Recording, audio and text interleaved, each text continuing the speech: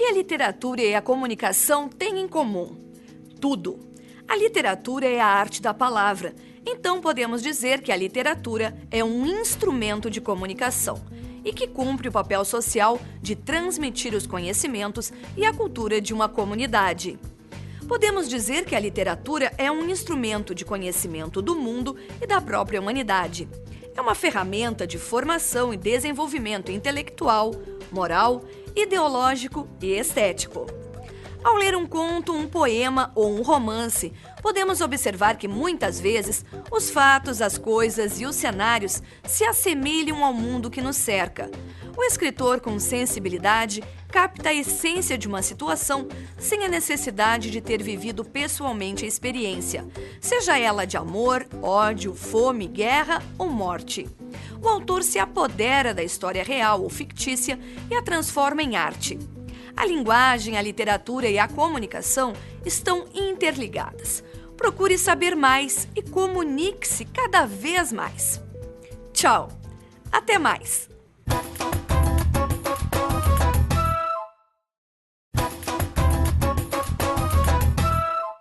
O estilo barroco marcou a produção artística dos séculos XVI e XVII. A sociedade daquela época adotou os preceitos do Renascimento e começou a questionar o poder da Igreja Católica. Durante o período barroco, a Europa passou pela Reforma Protestante. Nessa época, o artista é influenciado pelo momento que ele está vivendo e pelos acontecimentos da sociedade em que vive. Muitos artistas barrocos faziam parte de ordens religiosas e estavam divididos entre fazer arte religiosa ou arte pagã. Os principais temas do barroco são o sofrimento, a culpa e a religiosidade. A produção de arte barroca foi mais intensa nos países em que a igreja era mais forte, como Itália, Espanha e Portugal. No Brasil, a produção barroca também foi caracterizada pela religiosidade e era utilizada para ensinar aos indígenas as doutrinas da Igreja Católica.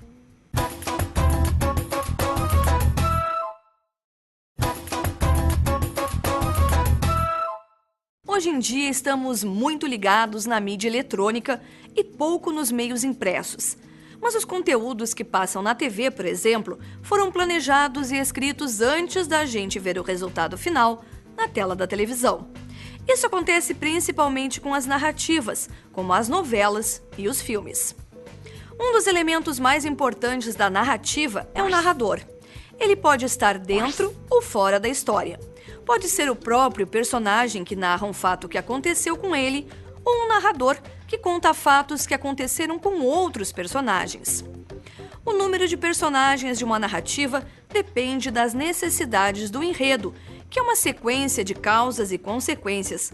Uma consequência pode ser a causa de uma nova situação. Outros dados importantes são a definição do local onde se passa a história, a duração e a época em que ela ocorre.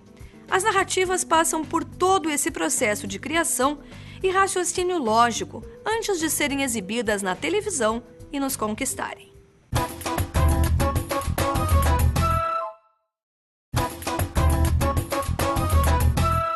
Contar e ouvir histórias é uma das formas de entretenimento mais antigas da história da humanidade. Curtas ou longas, aventuras, dramas ou comédias, no dia a dia contamos casos e causos sem prestar atenção na maneira de relatar. Mas o escritor utiliza na ficção uma técnica de arranjo e apresentação que dá à narrativa beleza de forma, estrutura e unidade de efeito.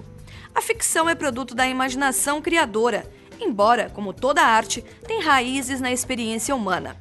Assim, a ficção se diferencia da história e da biografia que narram fatos reais. A ficção faz muito mais do que um relato da realidade. Ela interpreta e reinventa a realidade. É esta característica da ficção que atrai os leitores. Conquistados pelo enredo e pelos personagens, aumentamos o nosso conhecimento e entendemos melhor o mundo. Não fique aí parado. Escolha um livro e comece a ler agora mesmo. Tchau! Até mais!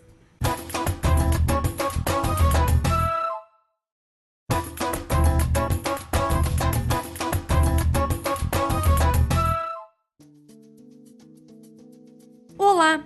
É bom falar com você e poder transmitir os conteúdos relativos à nossa língua. A comunicação é uma capacidade humana que foi desenvolvida ao longo da evolução da espécie. A necessidade de comunicação surgiu com a humanidade, mas a linguagem veio muito tempo depois.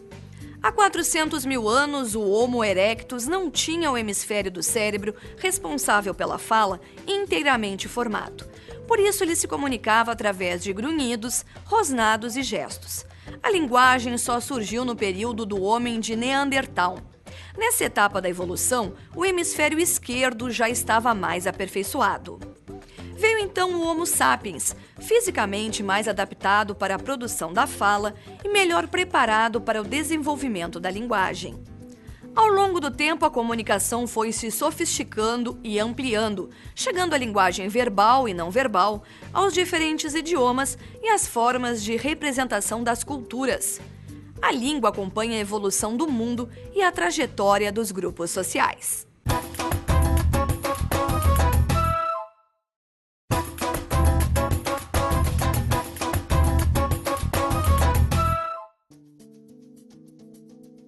Olá, amigos leitores! A arte está presente no nosso cotidiano por meio da música, do cinema, da pintura, da escultura e também da literatura.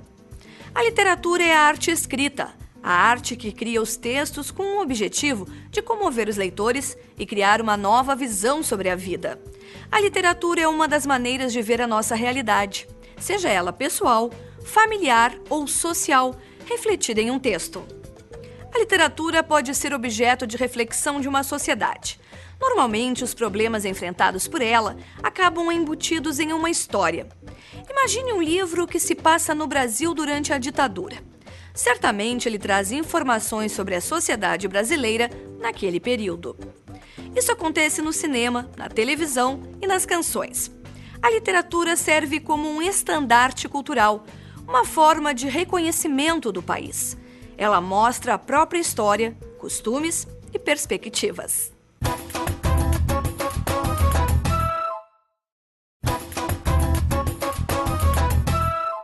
O que é ser brasileiro, afinal? Quando os portugueses chegaram aqui no Brasil, eles trouxeram uma cultura que se misturou com as culturas dos nativos e de outros povos que vieram para cá. Isso teve grande repercussão na construção de nossa identidade, marcada pela miscigenação e diversidade. Mas o que é a cultura? Ela pode ser definida como conjunto formado pela linguagem, crenças, hábitos, pensamentos e arte de um povo. E mais estritamente como conjunto das artes de caráter erudito, como a literatura, a pintura, a escultura, a arquitetura e as artes decorativas.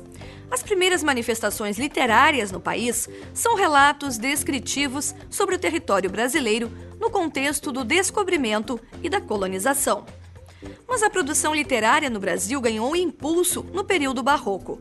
Ao longo dos séculos XIX e início do XX, a preocupação em produzir uma literatura nacional começou a surgir com os escritores românticos, como José de Alencar e Gonçalves Dias, que buscavam usar as temáticas do nosso país nas histórias que escreviam. Tchau, até mais!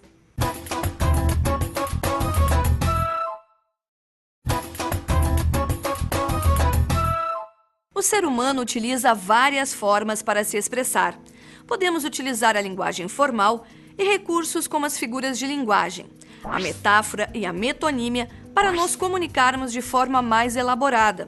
Ou então, utilizamos a linguagem coloquial e as gírias em um ambiente mais informal. O estilo pessoal e a utilização dos recursos de linguagem são os elementos que diferenciam o modo de falar de cada um de nós. O estilo e os recursos de linguagem também são usados para diferenciar o texto escrito. A reportagem de uma revista é diferente de uma notícia que está no jornal. A poesia tem um estilo que é diferente do romance. É importante lembrar que, para ser compreendido, é preciso se comunicar de forma clara e coerente. Para conseguir isso, é preciso praticar. Agora é com você. Leia bastante e exercite a comunicação oral e a escrita. Tchau, até mais!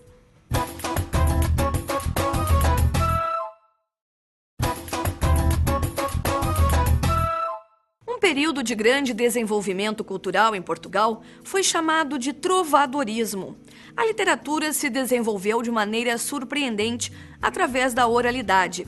Nas cortes, os nobres promoviam os saraus literários, onde as pessoas se reuniam para cantar, tocar instrumentos e dançar. Logo, o hábito tomou conta das ruas e praças, e assim a literatura se expandia como forma de transmissão da cultura. As cantigas eram divididas em 2 grupos. Um deles era a lírico-amorosa, aquelas canções que falavam dos sentimentos. O outro grupo era o das satíricas. Nelas, as poesias eram cantadas e o objetivo era debochar e ridicularizar alguém. As canções usavam a linguagem do povo, com versos curtos e a rima fácil. Logo caíam na graça do público e eram transmitidas muitas outras vezes. Mas não pense que essa literatura ficou no passado. As características dessas poesias podem ser encontradas ainda hoje em músicas do grupo Legião Urbana, que falam de amores impossíveis, ou nas letras de Chico Buarque, em que o eu lírico assume a visão feminina dos sentimentos.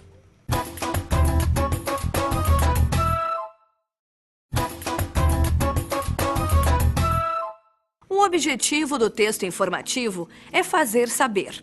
O texto informativo transmite de forma clara, ordenada e objetiva informações e indicações que dizem respeito a fatos concretos e referências reais.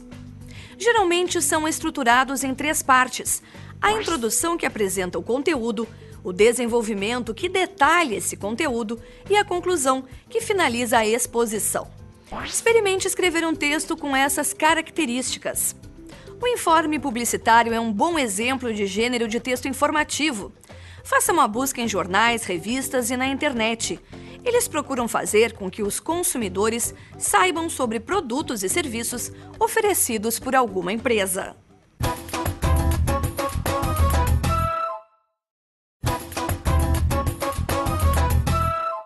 Os textos informativos estão em todos os lugares: na rua, na escola, na empresa, nos meios de transporte. Ler, compreender e produzir esse tipo de texto faz parte do cotidiano. Isso é importante para desenvolver uma postura crítica em relação a eles. O texto informativo deve trazer apenas os fatos, e não uma opinião sobre eles. Alguns critérios tornam fácil o reconhecimento do texto informativo.